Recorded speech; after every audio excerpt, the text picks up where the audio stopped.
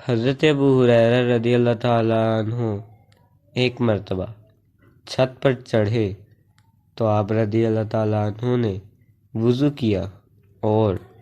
کہا کہ میں نے رسول اللہ صلی اللہ علیہ وآلہ وسلم سے سنا تھا کہ آپ صلی اللہ علیہ وآلہ وسلم فرما رہے تھے کہ میری امت کے لوگ وضو کے نشانات کی وجہ سے قیامت کے دن سفید پیشانی اور سفید ہاتھ پاؤں والوں کی شکل میں بلائے جائیں گے، تو تم میں سے جو کوئی اپنی چمک بڑھانا چاہتا ہے تو وہ بڑھا لے،